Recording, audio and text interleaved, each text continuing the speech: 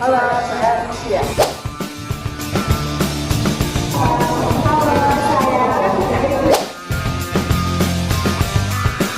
Halo, saya Putri. Halo, saya Mira.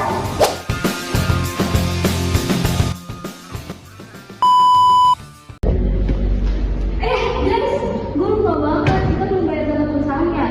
Nah, gue baru sadar kalau misalkan zakat perusahaan itu penting banget. Bukan cuma buat bersihin harta, tapi juga bisa buat pemerataan ekonomi juga, guys. Lu baru tahu, Put? Iya, gue baru tahu.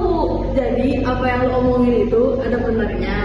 Nah, jadi tuh apa yang lo omongin itu udah ada dalilnya. Jadi harta dagang itu wajib kita zakati sebanyak 2,5%. Nah, jadi untuk perusahaan ini itu kita tinggal nerusin konsepnya aja.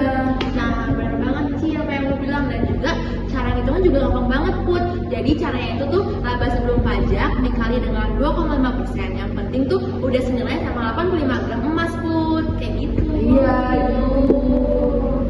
Guys, kalian lagi ngebahas apa sih? Serius banget. Nih, si Putri, masa dia baru tahu bisa manajemen zakat perusahaan? Iya, dari kemarin kemana aja? Kemana aja? Iya nih, gue baru tahu kalau misalkan zakat perusahaan itu tuh bisa buat pemerataan ekonomi, Di.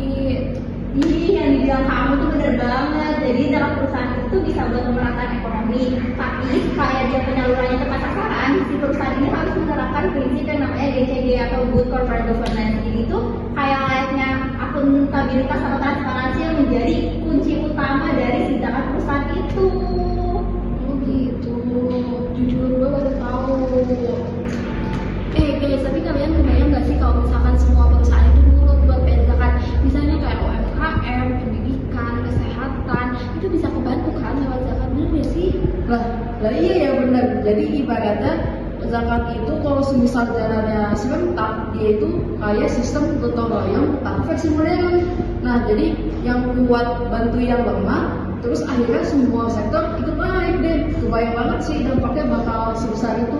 Nah, benar banget sih. Makanya kan laporan keuangan tuh harus rapi kan, kayak harus jelas berapa asetnya, berapa labanya, berapa utang rancangnya. Kalau itu semua udah jelas banget, berarti ya perhitungan zakat itu bisa jadi gampang banget kan. Dan sekarang ini tuh ada yang namanya green zakat atau dana zakat. Jadi di mana dana zakat ini dia dipakai untuk lingkungan. Jadi yang berguna atau yang bisa merasakan manfaatnya itu bukan cuma sosial aja, tapi bumi juga bisa merasakan manfaat dari dana zakat ini. Guys, makin aku baca, makin merasa zakat perusahaan itu tuh punya kontribusi nyata buat masyarakat. Jadi itu tuh bukan kewajiban aja ternyata. Nah iya, betul tuh. Itu juga bentuk rasa syukur dari usaha tersebut. Jadi semakin besar bisnisnya, semakin besar juga rasa tanggung jawab sosialnya, termasuk kewajiban zakat itu. Nah, benar banget apa yang Cia bilang, asal transparan, jadi masyarakat tuh bakal bisa terpercaya gitu kan. Jadi zakat ini bisa jadi alat besar deh buat pemerataan ekonomi. Nah, intinya itu zakat perusahaan itu bukan cuma beban atau bukan beban dari si perusahaan itu, tapi zakat perusahaan itu tuh mengajarkan perusahaan agar nantinya dia bisa lebih etis, berkelanjutan, dan juga perusahaannya itu bisa penuh berkah. Kalau misalkan semua perusahaan itu dasar dan